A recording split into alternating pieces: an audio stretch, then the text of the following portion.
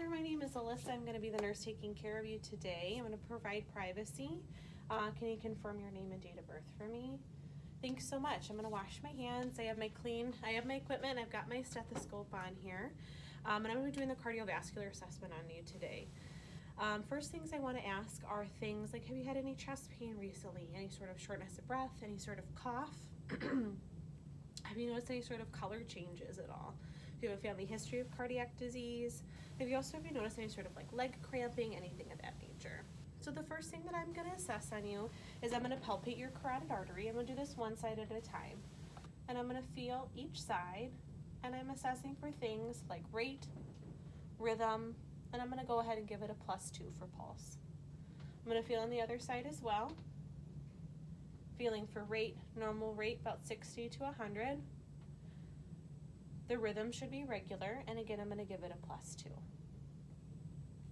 Next thing I'm going to do is I'm going to auscultate the carotid artery for any sort of bruit. I'm not expecting to hear a bruit while I'm auscultating, and I'm going to do this in 3 places on each side.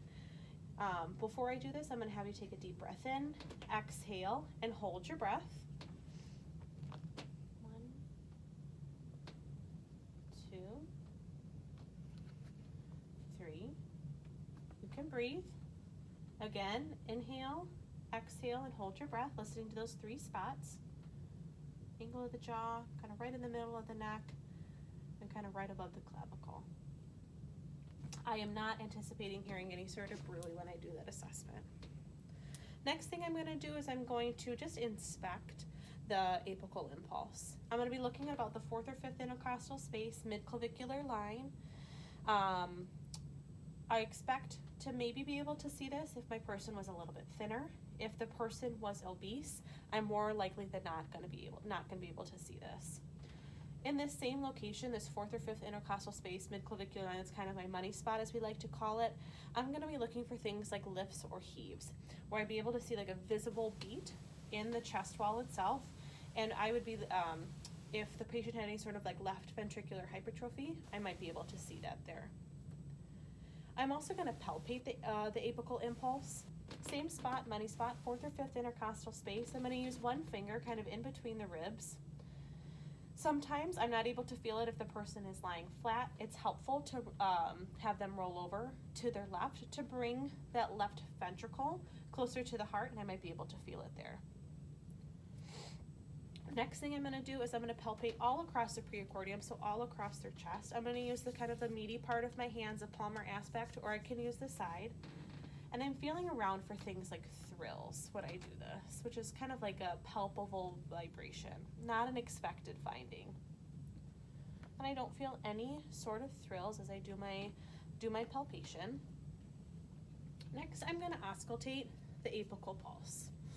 I'm going to do this for a 4th minute, going back to my, for a full minute, going back to my money spot, 4th or 5th intercostal space, mid-clavicular line, kind of bra line, if you will, for a female. And I'm going to listen for a full minute. And here I want to make note of the rate and the rhythm. And that's regular rate and regular rhythm. Next thing I'm going to be listening for are all of my valve sounds, my aortic, pulmonic, tricuspid, and mitral. I'm going to make myself, it's kind of a Z pattern, if you will. Not uncommon to kind of have to inch around in each of those individual areas to actually be able to hear a true valve sound because it's a referred sound. I'm going to listen with my diaphragm first, and then I'm going to flip around and I'm going to listen with my bell. And when I'm listening for my bell, I'm listening for any sort of abnormal sounds or murmurs. I'm going to listening for S1 and S2 or lub-dub. It's at the base of the heart, it's more common to hear S2.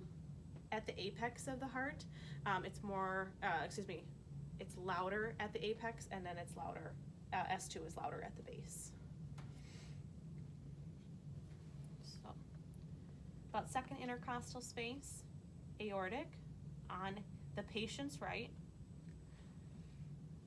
Pulmonic, 2nd intercostal space, patient's left. Tricuspid, 4th or 5th intercostal space, kind of right by the sternal border. And the mitral valve, which is at that money spot. I'm going to flip my stethoscope over and I'm going to listen with my bell. Aortic, pulmonic, tricuspid, and mitral.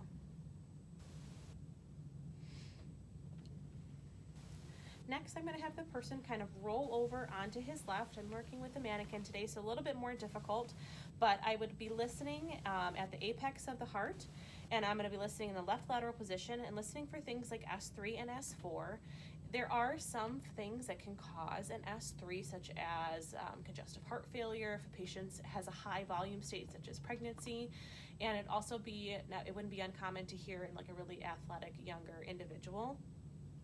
S4 is never normal, never a normal finding. Here I'd be listening for things like mitral stenosis. Next, I'd be listening at the base with the patient sitting up, kind of leaning forward, again, working with the mannequin, so a little bit more challenging. And I'm listening for aortic regurgitation here.